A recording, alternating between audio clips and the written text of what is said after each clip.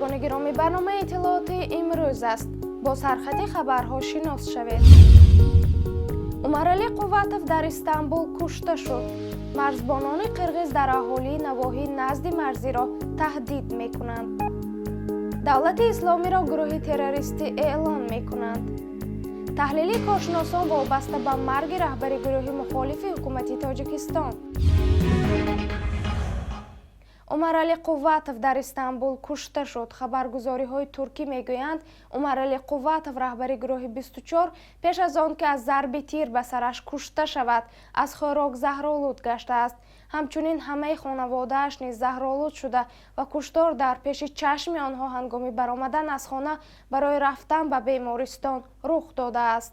پلیس ترکیه در رابطه به این جنایت سلیمان نام یک شهروند تاجیکستان را بازداشت کرده است.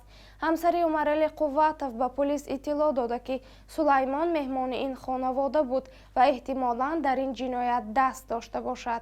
خانواده قواتov زمان زهرآلود شده است که سلیمان در مهمانی آنها بوده و پی در پی و شبهناک با تلفن صحبت میکرده است. پس از خوردن شام حال قواتov و همسر و فرزندانش بد شد و خواستند به بیمارستان روند. هنگامی که از خانه به کوچه برآمدند کسی نامعلوم از پشت به قواتov نزدیک شد و چند سخن تاجیکی گفته به سر او تیر زده است. پلیس در حال حاضر مکان قتل را نوار کشیده و بازجویی می کند. سلیمان با اتهام دست داشتن در این قتل بازداشت شده است.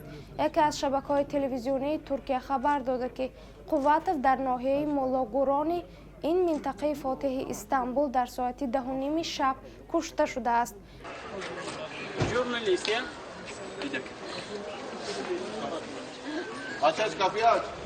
Hadi beyler. Aç karakola gidelim. Aç.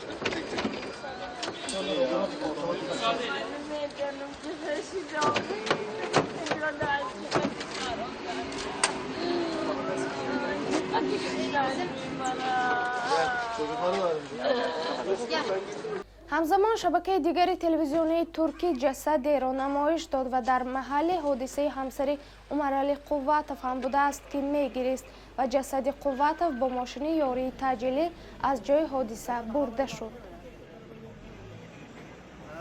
ساکنان جماعتی آوچی قلچه ناحیه باباجان غفورов ثبت ویدیویی را به رادیوی آزادی ارسال نمودند که در آن مرزبانان قرغیز که سلاح به دست هستند در محلهای تاجیک نشین گشت و گذار دارند.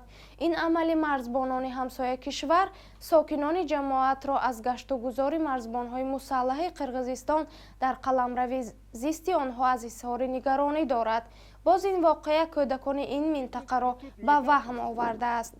ساکنان این جماعت به رادیوی آزادی گفتند که 2 روز پیش گروهی از مرزبانان قرغیز را در محله بهاری آوچی قلچه واخوردند که در دست автоматик калашников داشتند. Вы нарушаете международный закон. Среди населенного пункта таджикского народа вы по автоматам калашникам ходите. دولت اسلامی را گروه تروریستی اعلام میکنند. دادستان ولایت اوش در قرغیزستان پیشنهاد کرده است که دولت اسلامی و چند سازمان تندگرا را سازمان تروریستی اعلام کنند و فعالیت آنها را در قلمرو این کشور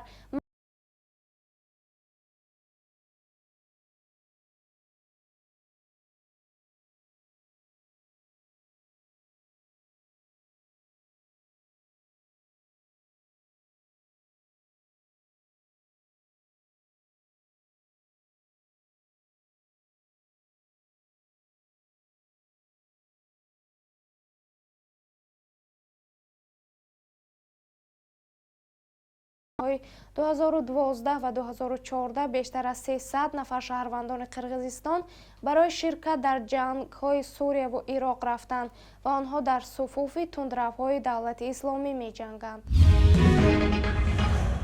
خبر مرگ رهبر گروه مخالف حکومت تاجیکستان عمرعلی قواتov بحث‌های مختلف را به میان آورد.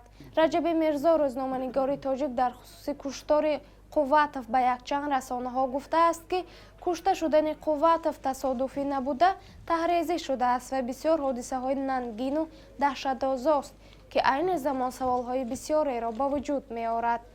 аз сӯи дигар раҳбари ҳизби социал-демократи тоҷикистон раҳматулло зоиров ба расонаҳо фикрашро баён карда ки Умаралӣ Қувватов сиёсатмадор буд ва куштори ӯ моро ба ваҷд овард. дар ҳамин ҷо барномаи мо ба поён расид. худоёру мададгоратон бод.